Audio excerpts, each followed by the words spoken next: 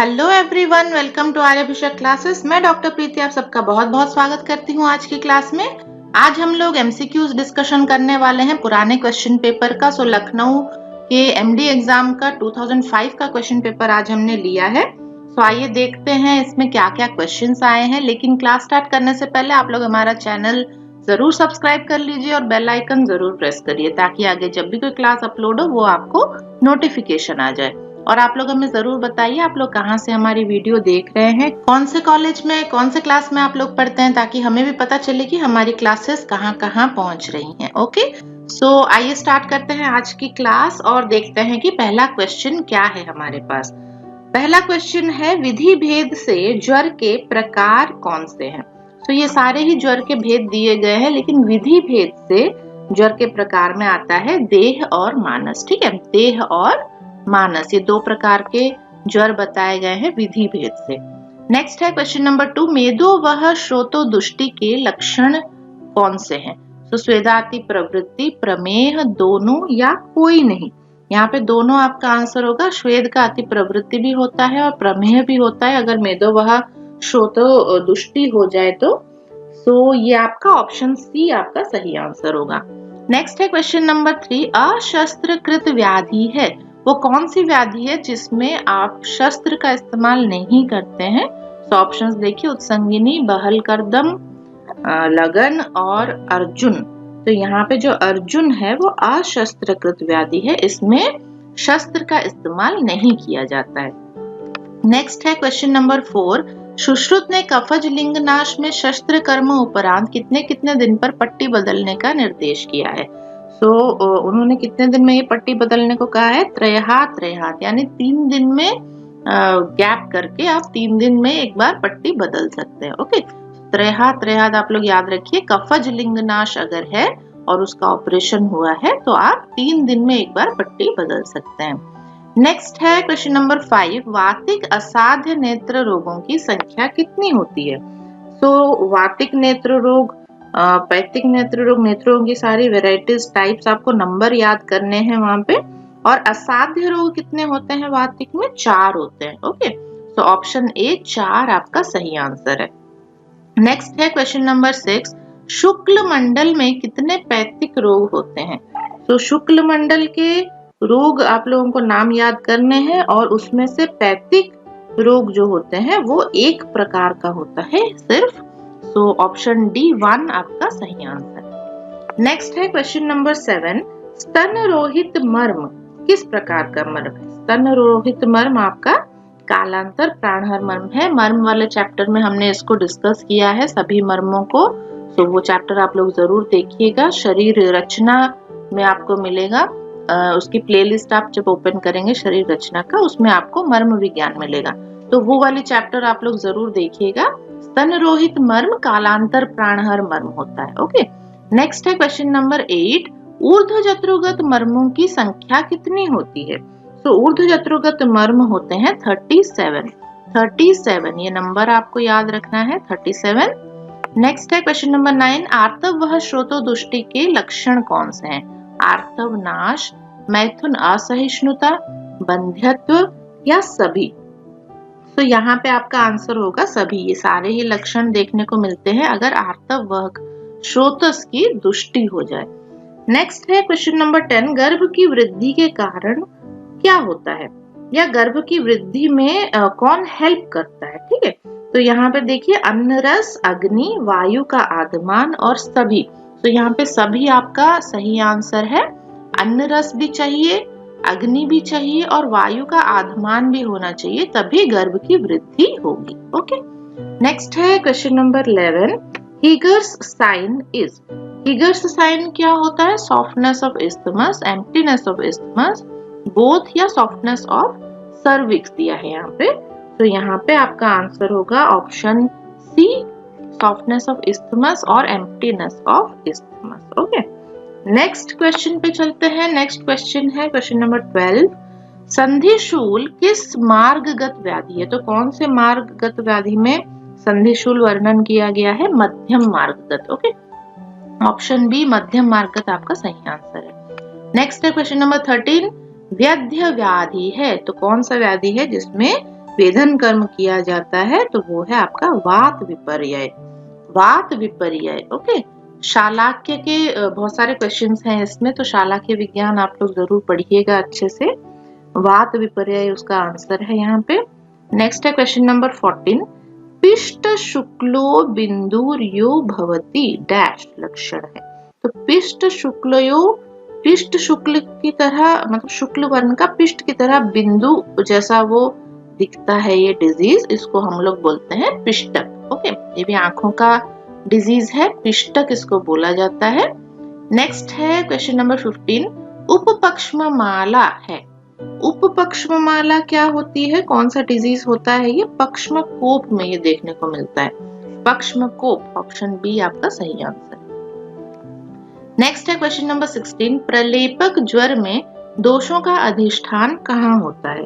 प्रलेपक ज्वर में आपकी दोष जो है वो संधियों में स्थित होते हैं। ओके, तो संधियां जो होती हैं हमारी, वो आपका सही आंसर है, ऑप्शन बी। नेक्स्ट है क्वेश्चन नंबर 17। सुश्रुत अनुसार अनवबद्ध शल्य निर्हरण के उपाय कितने बताए गए हैं? तो इसके उपाय बताए गए हैं 15 आप लोग नंबर याद रखिएगा। अनवबद्ध शल्य अगर हो तो उसको निकालने के लिए 15 उपाय बताए गए। नेक्स्ट है क्वेश्चन नंबर 18। स्तब्ध पूर्ण कोष्ठता किसका लक्षण है? तो ये वात संचय का लक्षण है। जब वात संचय होता है तब स्तब्ध पूर्ण कोष्ठता देखने को मिलती है। नेक्स्ट है क्वेश्चन नंबर 19। किस आचार्य ने प्रथमतः आशुकारी गण का वर्णन किया है? आशुकारी गण किसने बताया है? ये बताया है आचार्य सुश्रुत ने। आचार्य सुश्रुत आपका सही आंसर है। नेक्स्ट है क्वेश्चन नंबर 20। श्वास की क्रिया को प्रभावित करने वाला या वाले स्रोतस कौन कौन है? तो कौन से स्रोतस हैं जो श्वास की प्रक्रिया को प्रभावित करते हैं? ऑप्शंस देख लीजिए, प्राणवह, उदकवह, अन्नवह और सभी। तो यहाँ पे आपका आंसर होगा सभी। ये तीनों ही स्रोतस आपकी श्वास की प्रक्रिया को प्रभावित करते हैं। इन तीनों स्रोतस में अगर कोई भी गड़बड़ हो, कोई वहां पे दुष्टि हो, तो वो आपके श्वास की प्रक्रिया को डिस्टर्ब कर देंगे। ठीक है, वहां पे आपको श्वास रोग भी उत्पन्न हो सकता है। नेक्स्ट है क्वेश्चन नंबर 21। स्वेद वह श्रोतोदुष्टि में चिकित्सा करते हैं। स्वेद वह श्रोतोदुष्टि में कौन सी चिकित्सा बताई गई है? ज्वर की चिकित्सा बताई गई है। ओके, ऑप्शन बी ज्वर आपका सही आंसर है। नेक्स्ट है क्वेश्चन नंबर 22। माधवकर के अनुसार अजीर्ण के कितने भेद बताए हैं? तो इन्होंने अजीर्ण के 6 भेद बताए हैं। अगर आप लोगों ने पढ़ा हो माधव निदान, उसमें अजीर्ण के 6 भेद वर्णन किए गए हैं। नेक्स्ट है क्वेश्चन नंबर 23। गर्भ के स्थापन से पूर्व उसका पोषण होता है। तो किस तरह से उसका पोषण होता है? जब गर्भ की स्थापना नहीं हुई है और उसके स्थापन से पूर्व उसका पोषण आपके उपस्नेह और उपस्वेद से होता है, ये बताया गया है। ठीक है, उसके बाद तो गर्भनाल या अम्बिलिकल कॉर्ड जब बन जाता है तो उससे पोषण होने लगता है। उससे पहले उपस्नेह और उपस्वेद से पोषण होता है। नेक्स्ट है क्वेश्चन नंबर 24। नैष्टिकी चिकित्सा का वर्णन चरक संहिता में मिलता है। नैष्टिकी चिकित्सा चरक संहिता में कहाँ वर्णित की गई है? तो ये शारीर स्थान में वर्णित की गई है। इसका वर्णन आपको शारीर स्थान में मिलेगा। ऑप्शन बी आपका सही आंसर है। नेक्स्ट क्वेश्चन पे चलते हैं। Question number 25। कार्य द्रव्य की निर्मित हेतु आवश्यक है। क्या आवश्यक है? कार्य द्रव्य बनाने के लिए पंच महाभूत आवश्यक है। ओके, पंच महाभूत, क्योंकि जो भी ऑब्जेक्ट है जो आपका फंक्शन करेगा वो पंच महाभूत विशिष्ट होना चाहिए। नेक्स्ट है क्वेश्चन नंबर 26। चरक अनुसार व्रण स्राव कितने प्रकार के होते हैं? तो व्रण स्राव जो होते हैं वो आपके 14 प्रकार के बताए गए हैं। 14 टाइप्स। नंबर आप लोग याद रखिएगा, 14 इसका आंसर है। नेक्स्ट है क्वेश्चन नंबर 27। व्रणोति यस्मात् दृढ़े अपि डैश न नश्यति। व्रणोति यस्मात् दृढ़ो अपि व्रण वस्तु न नश्यति। ओके, इसका आंसर है व्रण वस्तु। ये श्लोक था व्रण का, तो ये इसको आपको फिलअप करना है। श्लोक जरूर याद किया कीजिए बुक से। जब भी आप कोई चैप्टर पढ़ रहे हैं उसके इंपॉर्टेंट श्लोक जरूर याद करिए। तो इसका full fill in the blanks दिया गया है। इसका आंसर होगा व्रण वस्तु। नेक्स्ट है क्वेश्चन नंबर 28। आगंतुज व्रण के प्रकार कितने बताए गए हैं? आगंतुज व्रण 6 प्रकार के बताए गए हैं। ऑप्शन सी 6 आपका सही आंसर है। नेक्स्ट क्वेश्चन पे चलते हैं, क्वेश्चन नंबर 29। यहाँ भी एक श्लोक दिया गया है, देखिए, त्रिभी दोषे अनाक्रांतः श्याव ओष्ठः पीडकी सम। ये किसका लक्षण है? तो ये लक्षण है आपके शुद्ध व्रण का, शुद्ध व्रण। ओके, तो जब आप लोग श्लोक याद करेंगे तो आपको ये आराम से समझ में आ जाएगा कि कौन सा किस चीज का ये लक्षण है, किस चीज का निदान पूछा गया है, ठीक है, डेफिनेशन पूछी गई है। इस तरह से श्लोक खंड आ जाता है और आपको बताना होता है कि कौन से चैप्टर से ये आया है, कौन से डिजीज से ये रिलेटेड है। ओके, नेक्स्ट क्वेश्चन पे चलते हैं, क्वेश्चन नंबर 30। मैथुन की सामान्य स्थिति क्या होती है? तो मैथुन की सामान्य स्थिति होती है उत्तान स्थिति, ठीक है, उत्तान स्थिति को माना गया है। ऑप्शन ए ये आपका सही आंसर है। नेक्स्ट है question number 31। Reason of ectopic pregnancy is. Ectopic pregnancy कहाँ हो सकती है? देखिए ऑप्शन, सैल्पिंजाइटिस, आईयूसीडी, बोथ या नन। तो दोनों ही केसेस में आपकी एक्टोपिक प्रेगनेंसी हो सकती है।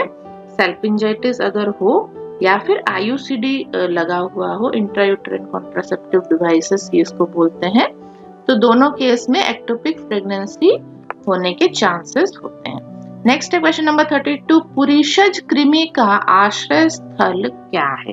पुरीषज कृमि है तो ये पुरीष जहाँ पे बनता है वहां पे ये होना चाहिए, तो इसका आश्रय होगा आपका पक्वाशय। ओके, तो पक्वाशय में पुरीष बनने का प्रोसेस स्टार्ट होता है ना, तो पक्वाशय के अंदर ये कृमि भी आश्रय करके रहती है, पुरीषज कृमि। नेक्स्ट है क्वेश्चन नंबर 33। दशेमानी में कितने कितने द्रव्य होते हैं? तो दशेमानी जो वर्णन किया गया है उसमें 10-10 द्रव्य बताए गए हैं। टोटल 50 दशेमानी वर्णन किए गए हैं। ईच ग्रुप में 10 द्रव्यों को रखा गया है। ओके, 10 आपका आंसर है। नेक्स्ट है क्वेश्चन नंबर 34। तिक्त रस का भौतिक संगठन क्या है? तिक्त रस आपके कौन कौन से महाभूत के योग से बना है? उसका आंसर होगा वायु और आकाश। वायु और आकाश, ऑप्शन ए आपका सही आंसर है। नेक्स्ट है क्वेश्चन नंबर 35। उष्ण तीक्ष्ण औषध किस ऋतु में ग्रहण करनी चाहिए? उष्ण और तीक्ष्ण औषध जो होती है वो आपके वसंत ऋतु में ग्रहण करनी चाहिए। ओके, तो उससे आपको फिर कोई दिक्कत नहीं होगी, वसंत ऋतु में आप इसको खा सकते हैं। नेक्स्ट है question number 36। Within 24 hours of birth, what will be the commonest cause of jaundice in a neonate? अगर एक दिन के अंदर, 24 घंटे का मतलब एक दिन होता है, एक दिन के अंदर अगर जॉन्डिस हो रहा है तो उसका सबसे कॉमन कॉज क्या होता है? RH incompatibility. RH इनकम्पैटिबिलिटी क्या होती है? अगर मदर का ब्लड ग्रुप नेगेटिव हो, मदर का नेगेटिव हो और चाइल्ड का ब्लड ग्रुप पॉजिटिव हो, तो वहां पे RH इनकम्पैटिबिलिटी हो जाती है, जिसकी वजह से क्या होता है? चाइल्ड में जो ब्लड सेल्स होते हैं वो डैमेज होने लगते हैं, जिसकी वजह से जॉन्डिस डेवलप करता है। ठीक है, तो RH इनकम्पैटिबिलिटी इसका सबसे कॉमन कॉज होता है। नेक्स्ट क्वेश्चन पे चलते हैं, question number 37। In a severe asphyxiated baby Apgar score will be. Apgar scoring की जाती है, बच्चा जब पैदा होता है तो उसकी स्कोरिंग की जाती है और 0 से लेकर 10 तक स्कोर्स इसके रहते हैं। तो जब बेबी सीवियरली एस्फिक्सिएटेड मतलब उसको सांस नहीं आ रही है, वो सांस नहीं ले पा रहा है, तो ऐसे बच्चों का स्कोर 0 से 3 के बीच में आता है। ठीक है, ऑप्शन ए 0 से 3 आपका सही आंसर है। नेक्स्ट है क्वेश्चन नंबर 38। नाड़ी प्रशाखा किस त्वचा में मिलती है? तो नाड़ी प्रशाखा देखिए ऑप्शन श्वेता, ताम्रा, वेदिनी और रोहिणी दिया गया है। आपका सही आंसर है वेदिनी। वेदिनी त्वचा में नाड़ी प्रशाखा, सारी ब्रांचेस आपकी उसी त्वचा में, उसी लेयर में होती है। ओके, नेक्स्ट है क्वेश्चन नंबर 39। त्रिफला किस प्रकार का संयोग है? त्रिफला जो होती है हमारी आम्लकी, विभितकी और हरितकी, 3 चीजें इसमें ली जाती है। ये एक प्रकार का गण संयोग है। ठीक है, गण संयोग, तो ये गण के हिसाब से इसको ग्रुपिंग किया गया है त्रिफला को। आपका ऑप्शन डी सही आंसर होगा। नेक्स्ट है क्वेश्चन नंबर 40। चरक अनुसार परादी गुणों की संख्या कितनी होती है? आई होप आप सबको ये आंसर आता होगा। परादी गुण होते हैं 10 होते हैं। नेक्स्ट है क्वेश्चन नंबर 41, यस्य शोधने शक्ति स। यहाँ पे फिर श्लोक आ गया, गुण के बारे में पूछा गया है। जो शोधन की शक्ति रखता है, जो शोधन कर सकता है, उसको क्या बोलते हैं? वो कौन सा गुण होता है? तीक्ष्ण गुण होता है वो। ऑप्शन बी तीक्ष्ण आपका सही आंसर है। नेक्स्ट है क्वेश्चन नंबर 42, वाग्भट अनुसार शोधन के भेद कितने होते हैं? कितने प्रकार के शोधन बताए गए हैं? 5 प्रकार के शोधन बताए गए हैं। ओके, ऑप्शन सी 5 आपका सही आंसर है। नेक्स्ट है क्वेश्चन नंबर 43, कर्म भी वमनादि भी का समावेश है। कर्म भी वमनादि भी, तो वमनादि कर्म जो बताए गए हैं उनका समावेश हम किस में करते हैं? पंच कर्म में करते हैं। वमन आदि में वमन विरेचन वस्ति नस्य ये सब आ जाता है, तो पंच कर्म में इसका समावेश होता है। नेक्स्ट है क्वेश्चन नंबर 44, रसादीनां पंचानां भूतानां यद आश्रय भूतं तत् डैश। तो ये भी आपका फिल इन द ब्लैंक्स आ गया, श्लोक ही है, ये श्लोक वाला क्वेश्चन है। तो यहाँ पे क्या दिया है देखिए, रसादीनां पंचानां भूतानां यद आश्रय भूतं तद। तो ये जो रसादी जो होते हैं, पंचमहाभूत होते हैं, ये जहाँ पे आश्रय होते हैं उसको हम क्या बोलते हैं? उसको हम बोलते हैं द्रव्य। द्रव्य में ये सब आश्रित होकर रहते हैं ना, इसलिए आपका ऑप्शन बी सही आंसर है, द्रव्य। नेक्स्ट है क्वेश्चन नंबर 45, कूर्पर संधि का प्रसारण किस पेशी से होता है? तो इसका जो प्रसारण यानी एक्सपेंशन होता है कूर्पर संधि का, तो ये कौन सी मसल इसमें हेल्प करती है? त्रिशीर्षिका। त्रिशीर्षिका कौन सी? आपके ट्राइसेप्स मसल्स। तो ट्राइसेप मसल्स आपका एल्बो एक्सटेंशन करती है, ठीक है, एल्बो एक्सटेंशन में हेल्प करती है ट्राइसेप्स मसल्स। त्रिशीर्षिका इसको हिंदी में बोलते हैं। नेक्स्ट क्वेश्चन है क्वेश्चन नंबर 46, कर्णपटह में झुकाव किस तरफ होता है? तो कर्णपटह जो होती है हमारी, उसका झुकाव अंदर की तरफ होता है, अंतः होता है, ठीक है। तो ये ऑप्शन बी आपका सही आंसर है। नेक्स्ट है क्वेश्चन नंबर 47, प्रथम ग्रेव कशेरुका का नाम है। प्रथम ग्रेव कशेरुका कौन सी है? चूड़ावलय इसको बोला जाता है, चूड़ावलय। ऑप्शन डी चूड़ावलय आपका सही आंसर है। नेक्स्ट है क्वेश्चन नंबर 48, त्रिकपर्दिका कपाट कहाँ स्थित होती है?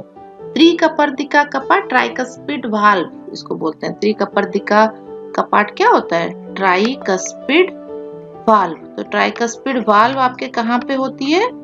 आप सबको ये पता होगा, ये हार्ट में पाई जाती है। हार्ट के कौन से साइड में पाई जाती है? राइट साइड में पाई जाती है, और एट्रियम और वेंट्रिकल के बीच में ये पाई जाती है। तो दक्षिण अलिंद निलयांतरीय इसका आंसर होगा। दक्षिण अलिंद और निलय के अंतर यानी बीच में ये पाई जाती है ट्राइकस्पिड वाल्व। नेक्स्ट है क्वेश्चन नंबर 47, स्कंद को आच्छादित करने वाली पेशी कौन सी है? तो स्कंद को कवर करने वाली जो मसल है उसको बोला जाता है अंशछदा। अंशछदा ये हिंदी नाम है, तो आप लोग इसको भी याद रखने की कोशिश कीजिए। जो मसल्स के आप नाम याद करते हैं तो वहां पे उसका हिंदी में क्या बोला जाता है, ये भी आप लोग थोड़ा सा याद रखिएगा, क्योंकि क्वेश्चन अगर हिंदी में आता है तो उसमें ऐसे हिंदी नाम लिखे होते हैं। सो अंशछदा है ये। नेक्स्ट है क्वेश्चन नंबर 50, जीवाग्रसनी तंत्रिका किस अंग को पूरित करती है? जीवाग्रसनी तंत्रिका जो है वो आपके जीवा को सप्लाई करती है। ये नर्व सप्लाई है, जीवाग्रसनी नर्व का नाम है, ये आपकी जीवा को ही सप्लाई करती है। जीवाग्रसनी आपकी ग्लॉसोफेरेंजियल नर्व है, ओके, ग्लॉसोफेरेंजियल। तो ये आपके जीवा को सप्लाई करती है और फेरिंग्स को भी सप्लाई करती है। यहाँ पे ऑप्शन में जीवा दिया है, इसलिए जीवा आपका सही आंसर। नेक्स्ट है क्वेश्चन नंबर 51, सेवनी किस प्रकार का मर्म है? सेवनी आपका रुजाकर मर्म है। अगर सेवनी में चोट लग जाए तो निरंतर पेन होता रहेगा, बहुत ज्यादा पेन होता है वहां पे, इसलिए इसको रुजाकर मर्म में रखा गया है। नेक्स्ट है क्वेश्चन नंबर 52, काश्यप अनुसार ब्राह्मणी में ऋतुकाल कितने दिनों का होता है? तो ब्राह्मणी में ऋतुकाल 12 दिन का ग्रहण किया जाता है। 12 दिन ये ब्राह्मणी है, ऑप्शन डी 12 दिन आपका सही आंसर है। नेक्स्ट है क्वेश्चन नंबर 53, निम्न में से कौन सा युग्म ठीक है? तो युग्म देखिए, स्वेदन स्तंभन, स्नेहन स्तंभन, लंघन स्नेहन, रूक्षण और स्वेदन। तो यहाँ पे जो आपका ऑप्शन है स्वेदन और स्तंभन, ये आपका जो पेयर है ये करेक्ट है, एक दूसरे के ऑपोजिट है। स्वेदन में स्वेद होता है और स्तंभन में स्वेद को बंद किया जाता है, ठीक है। तो ये एक दूसरे के ऑपोजिट है, ये सही पेयर है।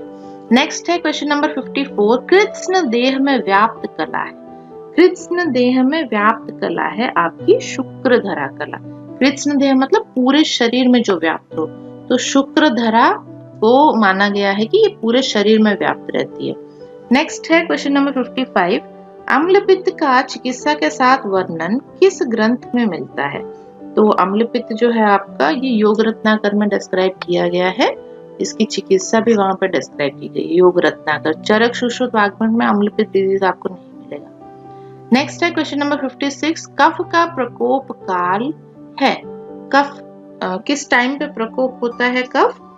तो इसका सही आंसर है भुक्त मात्रे, तुरंत भोजन के तुरंत बाद सबसे पहले कफ ही प्रकोपित होता है, ठीक है। भुक्ते जीर्यते, जब पाचन होने लगता है तो पित्त प्रकोपित होता है और पाचन होने के बाद वात प्रकोपित होता है। तो इस तरह से जीर्यांते वात प्रकोपित होता है, अर्धरात्रि में पित्त प्रकोपित होता है, लेकिन भुक्त मात्रे खाना खाने के तुरंत बाद सबसे पहले कफ का प्रकोप होता है। नेक्स्ट है क्वेश्चन नंबर 57, मैथुन का निषेध है। ऑप्शंस देख लीजिए, रजस्वला, गर्भिणी, योनि रोग, सभी में। तो आई थिंक सबको ये आंसर समझ में आ गया होगा, सभी में, इन सभी में आपको मैथुन कर्म नहीं करना है। नेक्स्ट है क्वेश्चन नंबर 58, अंजन का निषेध है। अंजन मतलब जो आंख में हम लोग अंजन लगाते हैं, काजल लगाते हैं, तो मेडिकेटेड काजल अगर आप लगा रहे हैं उसको अंजन बोला जाता है। तो ये देखिए ऑप्शन, सिरह स्नान उपरांत, ज्वर, भोजन उपरांत, सभी में। यहाँ भी आपका आंसर सभी में है। ये ऐसी कोई कंडीशन हो तो उसमें भी अंजन आपको नहीं लगाना चाहिए। नेक्स्ट है क्वेश्चन नंबर 59, लघु मस्तिष्क के मध्य में जुड़ा होता है। लघु मस्तिष्क मतलब जो आपका छोटा दिमाग जिसको बोलते हैं, तो उसके मध्य में कौन जुड़ा होता है, उष्णीषक उसके मध्य में जुड़ा होता है, उष्णीषक। नेक्स्ट क्वेश्चन है क्वेश्चन नंबर 60, चरक अनुसार महाकषाय की संख्या कितनी वर्णन की गई है। तो 50 महाकषाय बताए गए हैं, आप लोग ये याद रखिएगा। 50 महाकषाय हैं और उसमें हर एक महाकषाय में 10-10 ड्रग्स का वर्णन किया गया है। ओके, दशमानी इसको बोला जाता है। नेक्स्ट है क्वेश्चन नंबर 61, आहार होता है। आहार आपका रस प्रधान होता है। जो आहार हम लोग खाने पीने की चीजें खाते हैं ना, वो अपने रस से काम करता है। ओके, सो रस प्रधान होता है आहार। नेक्स्ट है question number 62, in which condition anterior fontanelle will be depressed. So anterior fontanelle जो बच्चों में देखने को मिलती है, बच्चों में पाई जाती है, तो ये एंटीरियर फोंटानेल डिप्रेस हो जाती है कौन से कंडीशन में, अगर बच्चे को डिहाइड्रेशन हो, अगर उसमें पानी की कमी हो जाए, अतिसार हो, बहुत ज्यादा वॉमिटिंग है तो डिहाइड्रेशन हो जाता है, उस कंडीशन में एंटीरियर फोंटानेल उसका डिप्रेस हो जाता है। ओके, नेक्स्ट है क्वेश्चन नंबर 63, सुश्रुत अनुसार व्रण के उपक्रम कितने बताए गए। व्रण के उपक्रम पूछा है इन्होंने। सो सुश्रुत अनुसार 60 उपक्रम बताए गए हैं। ऑप्शन डी 60 आपका सही आंसर है। नेक्स्ट है क्वेश्चन नंबर 64, नक्तांध्यता पाई जाती है। नक्तांध्यता किसमें पाई जाती है, अगर श्लेष्म विदग्ध दृष्टि हो तो उसमें नक्तांध्यता, नाइट ब्लाइंडनेस जिसे हम बोलते हैं, नाइट ब्लाइंडनेस पाई जाती है। नेक्स्ट है क्वेश्चन नंबर 65, आचार्य सुश्रुत अनुसार शुक्र निर्माण काल कितना उन्होंने बताया है। तो शुक्र निर्माण के लिए कम से कम 1 वर्ष का टाइम लगता है, 1 साल का टाइम लगता है। ऑप्शन डी 1 वर्ष आपका सही आंसर है। नेक्स्ट है क्वेश्चन नंबर 66, चक्षुष्या नाड़ी के दृष्टिपटल में प्रवेश करने के स्थान पर होता है, क्या होता है। तो वहां पे आपका अंध बिंदु होता है, जहाँ पे चक्षुषा नाड़ी जो आपकी ऑप्टिक नर्व होती है वो आपके दृष्टिपटल में एंटर करती है, रेटिना में एंटर करती है, तो वहां पे आपका ब्लाइंड स्पॉट पाया जाता है। ओके, अंध बिंदु इसको बोलते हैं हिंदी में blind spot. Okay, blind spot. Next question पे चलते हैं, क्वेश्चन नंबर 67, सुश्रुत अनुसार विदग्धाजीर्ण की चिकित्सा क्या है। सुश्रुत ने विदग्धाजीर्ण में वमन कराने को बोला है। ऑप्शन बी वमन आपका सही आंसर है। नेक्स्ट है क्वेश्चन नंबर 68, असाध्य नेत्रगत व्याधि है असाध्य नेत्रगत व्याधि कौन सी है? हतादिमंत। देखिए पोथकी, कुंभिका, अर्जुन और हतादिमंत दिया है। हतादिमंत जो होता है वो असाध्य होता है। नेक्स्ट क्वेश्चन है 69, किस आचार्य ने औषध काल 5 माने हैं? तो औषध काल 5 किसने माने हैं? आचार्य शारंगधर ने माने हैं। ये हम लोगों ने डिस्कस किया था, सो वो आप लोग वीडियो जरूर देखिए, भैषज कल्पना की, द्रव्य गुण की वीडियोस, उसमें ये सारी चीजें डिस्कस की गई हैं। नेक्स्ट है क्वेश्चन नंबर 70, पाचन में किस महाभूत का प्राधान्य होता है? सो पाचन कर्म आपकी अग्नि महाभूत जो होती है वो कंट्रोल करती है। ओके, सो अग्नि जिसकी अच्छी हो उसका पाचन अच्छे से होता है, जिसकी अग्नि कम हो उसका पाचन सही से नहीं होता है। नेक्स्ट है क्वेश्चन नंबर 71, बच्चों में वृद्धि एवं विकास के रुक जाने का कारण क्या है? अगर उनकी ग्रोथ सही से नहीं हो रही है, फिजिकल ग्रोथ, मेंटल ग्रोथ सही से नहीं हो रही है, तो क्या हो सकता है? Genetic disorder, maternal infection, nutritional deficiency या ऑल। तो यहाँ पे ऑल आपका आंसर होगा।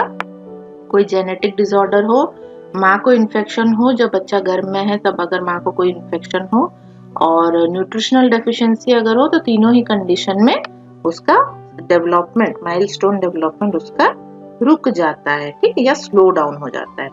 नेक्स्ट है क्वेश्चन नंबर 72, चरक अनुसार पार्श्वशूल लक्षण मिलता है। पार्श्वशूल का लक्षण किसमें मिलता है? देखिए ऑप्शंस, क्षतज कास में, क्षयज कास में, राजयक्ष्मा में या बोथ 2 और 3 दिया है। तो क्षयज कास और राजयक्ष्मा दोनों में ही आपका पार्श्वशूल का लक्षण वर्णन किया गया है, इसलिए ऑप्शन डी आपका सही आंसर होगा। नेक्स्ट है क्वेश्चन नंबर 73, सुश्रुत अनुसार अंतर्विद्रधि के स्थान कितने बताए गए हैं? तो सुश्रुत ने अंतर्विद्रधि के 10 स्थान बताए हैं, ऑप्शन बी 10 आपका सही आंसर है। नेक्स्ट क्वेश्चन नंबर 74, वमन के अतियोग के लक्षण क्या हैं? ऑप्शंस देखिए, तृष्णा, मोह, निद्रा, बलादि हानि या सभी। तो यहाँ पे सारे ही ऑप्शन सही हैं, इसलिए सभी आपका आंसर होगा। तृष्णा भी होता है, मोह भी होता है, निद्रा, बल सबका, हानि भी होता है, ठीक है, लॉस होता है, तो वमन अगर अतियोग हो जाए, इसलिए सभी आपका सही आंसर है। नेक्स्ट है क्वेश्चन नंबर 75, शालिग्राम निघंटु किस ग्रंथ पर आधारित है? शालिग्राम निघंटु आपकी बृहत निघंटु रत्नाकर पर लिखी गई है। बृहत निघंटु रत्नाकर, ऑप्शन सी आपका सही आंसर। नेक्स्ट है क्वेश्चन नंबर 76, हारित के मत अनुसार कास के प्रकार कितने होते हैं? कास के कितने प्रकार हारित ने वर्णन किए हैं? 8 प्रकार इन्होंने बताए हैं। 8 प्रकार के कास होते हैं, खांसी 8 प्रकार की होती है। नेक्स्ट है question number 77, placenta development takes place by chiefly. Placenta development किससे होता है? डेसिडुआ वेरा से प्लेसेंटा डेवलपमेंट होता है प्रेगनेंसी के टाइम में। डेसिडुआ वेरा आपका सही आंसर है। नेक्स्ट है question number 78, hypoplastic uterus is due to. Hypoplastic uterus आपके किस कारण से होता है? इम्प्रॉपर फ्यूजन के कारण होता है। ओके, अगर सही से फ्यूजन नहीं हुआ हो तो वहां पे हाइपोप्लास्टिक यूटरस डेवलप कर सकता है। नेक्स्ट है question number 79, vernix caseosa appears in which month? Vernix caseosa आपके बेबी जो फीटस में डेवलप होता है, कौन से महीने में ये डेवलप होता है? 5वें महीने में, ठीक है। तो फीटल एज जब 5 महीने की होती है तब उसमें वर्निक्स कैसियोसा डेवलप करता है। ओके, नेक्स्ट है question number 80, weight of foetus in 28th वीक। 28 हफ्ते के बाद फीटस का वेट कितना रहता है? करीबन 1.5 किलो के आसपास इसका वेट रहता है। 1.5 kg आपका सही आंसर है। नेक्स्ट है question number 81, both in physiological and pathological jaundice which value will be increased? Physiological हो चाहे पैथोलॉजिकल जॉन्डिस हो, उसमें कौन सी वैल्यू आपको बढ़ी हुई मिलेगी? अनकॉन्जुगेटेड बिलिरुबिन की वैल्यू। ओके, अनकॉन्जुगेटेड बिलिरुबिन का जो वैल्यू है वो आपको रेज्ड मिलेगा, बढ़ा हुआ मिलेगा। नेक्स्ट है question number 82, which of the following is useful in immature delivery? अगर इमैच्योर डिलीवरी हो तो वहां पे आपको किस चीज की जरूरत पड़ सकती है? ऑप्शंस देखिए, इंक्यूबेटर, फोटोथेरेपी, हीटर या ऑल। सो ऑल आपका आंसर है। तीनों ही चीजों की जरूरत आपको पड़ सकती है वहां पे बच्चे को बचाने के लिए, क्योंकि इमैच्योर है बच्चा, बिफोर एज पैदा हो रहा है ना, तो वहां पे ये सारी चीजें आपकी जरूरी होती है। नेक्स्ट है question number 83, phototherapy is useful in. Phototherapy कहाँ पे किया जाता है? जॉन्डिस के केस में फोटोथेरेपी की जाती है। सो फोटोथेरेपी आपका जॉन्डिस आपका सही आंसर होगा। नेक्स्ट है क्वेश्चन नंबर 84। आम गर्भ में जल बुदबुद के आकार की तुलना की जा सकती है किससे? आम गर्भ में अगर जल बुदबुद मतलब आपके बबल्स जैसी फॉर्मेशन हो, इस तरह से ये ग्रो करने लगे बबल्स की तरह, तो उसको हम लोग किससे कंपेयर करते हैं? उसको हम लोग हाइड्राटिडिफॉर्म मोल से कंपेयर करते हैं। ओके, तो ये आपका सही आंसर है ऑप्शन ए, हाइड्राटिडिफॉर्म मोल। नेक्स्ट है क्वेश्चन नंबर 85। विष का प्रभाव किस प्रक्रम से कम होता है? तो क्या करने से विष का प्रभाव कम होता है? पृथक्करण करने से, उसको अलग करना है आपको, तब जाके उसका प्रभाव कम होगा। नेक्स्ट है क्वेश्चन नंबर 86। अधः महाशिरा रक्त किस में डालती है? अधः महाशिरा कौन सी होती है? आपकी inferior vena cava. Inferior vena cava कहाँ पे आपकी रक्त पहुंचाती है? राइट एट्रियम में ये रक्त पहुंचाती है। इंफीरियर वेना कावा और सुपीरियर वेना कावा दोनों ही आपकी राइट एट्रियम में रक्त पहुंचाती है। ठीक है, इस तरह का हार्ट रहता है ना, तो यहाँ पे दोनों ही आपकी वेना कावा ड्रेन करती है। तो आपका राइट एट्रियम होगा दक्षिण अलिंद, ऑप्शन बी दक्षिण अलिंद आपका सही आंसर है। नेक्स्ट क्वेश्चन पे चलते हैं, क्वेश्चन नंबर 87। प्रोलैक्टिन रिफ्लेक्स कम नहीं होता है। प्रोलैक्टिन रिफ्लेक्स कम नहीं होता है, उसने पूछा है। प्रोलैक्टिन रिफ्लेक्स क्या होता है? जब बच्चा फीड करता है, ब्रेस्ट फीडिंग करता है, तो उसमें प्रोलैक्टिन का रिफ्लेक्स आपके ब्रेन से आता है और ब्रेस्ट मिल्क सिक्रेशन वहां पे होता है। सो देखिए, bottle feeding, breast swelling, breast pain या ऑल। तो यहाँ पे आपका आंसर है ऑल। इन तीनों ही चीजों से प्रोलैक्टिन रिफ्लेक्स कम नहीं होता है। ओके, नेक्स्ट है क्वेश्चन नंबर 88। त्रिक पृष्ठासन कौन सी स्थिति होती है? त्रिक पृष्ठ आसन ये कौन सी पोजीशन होती है? Lithotomy position, lithotomy position. ठीक है, इसको हम लोग त्रिक पृष्ठासन बोलते हैं। नेक्स्ट क्वेश्चन है question number 89। Softening of skin after birth is due to. Birth के बाद, जन्म के बाद जो स्किन सॉफ्ट होती है वो किसकी वजह से होती है? वर्निक्स कैसियोसा की वजह से होती है। ये कवरिंग होती है बच्चे के ऊपर, ठीक है, ग्रीजी कवरिंग जैसा होता है, तो उसकी वजह से स्किन सॉफ्ट रहती है। नेक्स्ट है question number 90। Sucking of amniotic fluid leads to. Sucking, अगर एमनियोटिक फ्लूइड बच्चा सक कर ले तो वहां पे क्या हो सकता है? Meconium aspiration, pneumonia, respiratory distress या ऑल। ऑल होगा आपका आंसर। ये अगर बच्चा सक कर ले और उसके लंग्स में चला जाए एमनियोटिक फ्लूइड, तो वहां पे आपको ये सारी प्रॉब्लम्स हो सकती हैं। नेक्स्ट है क्वेश्चन नंबर 91। जालकवत व्रण का कारणभूत जीवाणु कौन होता है? तो जालकवत जो व्रण होता है तो आपका क्लोस्ट्रिडियम इन्फेक्शन की वजह से होता है, इसलिए क्लोस्ट्रिडियम आपका सही आंसर है। नेक्स्ट है क्वेश्चन नंबर 92। मध्यमा अंगुली की नाड़ी सप्लाई है। मध्यमा अंगुली आपकी बीच की जो उंगली होती है उसको कौन सी नाड़ी सप्लाई करती है? कौन सा नर्व सप्लाई करता है? मीडियन नर्व उसको सप्लाई करता है, ऑप्शन बी मीडियन नर्व आपका सही आंसर है। नेक्स्ट क्वेश्चन है क्वेश्चन नंबर 93। अग्रश्रृंग से जुड़ा होता है। अग्रश्रृंग से जुड़ा होता है आज्ञा। आज्ञा आपका सही आंसर है, ऑप्शन ए। नेक्स्ट है क्वेश्चन नंबर 94। चणकास्थि किसको बोलते हैं? चणकास्थि, तो चणकास्थि आपकी जानु अस्थि को बोलते हैं। ओके, जानु अस्थि, ऑप्शन बी आपका सही आंसर है। नेक्स्ट क्वेश्चन है क्वेश्चन नंबर 95 और आज के क्वेश्चन पेपर का ये लास्ट क्वेश्चन है। गर्भोदक कब प्रकट होता है? गर्भोदक यानी एमनियोटिक फ्लूइड जो होती है वो कब दिखती है, कब बनना शुरू होता है? 8 सप्ताह, 8th वीक में। 8th वीक मतलब करीबन 2 महीने का टाइम होता है। ओके, तो दूसरे मंथ में 2 महीने जब कंप्लीट हो जाते हैं तब आपका गर्भोदक या एमनियोटिक फ्लूइड बनना शुरू होता है। सो आई होप आज के क्वेश्चंस आपको समझ में आए होंगे और काफी इंटरेस्टिंग चीजें भी आपको जानने को मिली होंगी, है ना। इसी के साथ आज का क्वेश्चन पेपर हमने खत्म कर लिया है। लखनऊ के जो एमटी एंट्रेंस हुआ था उसका 2005 का ये क्वेश्चन पेपर था। तो आज हमने जो भी इम्पोर्टेंट पॉइंट्स डिस्कस किए वो आप लोग अपने कॉपीज में नोट कर लीजिएगा, है ना।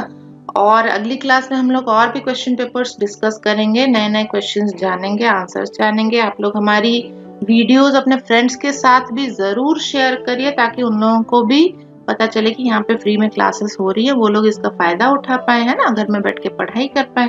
सो आप लोग प्रिपेयर करिए, पढ़ते रहिए, खाते पीते मस्त रहिए। फिर मिलेंगे नेक्स्ट क्लास में। थैंक यू सो मच और आप लोगों को मेरा नमस्कार।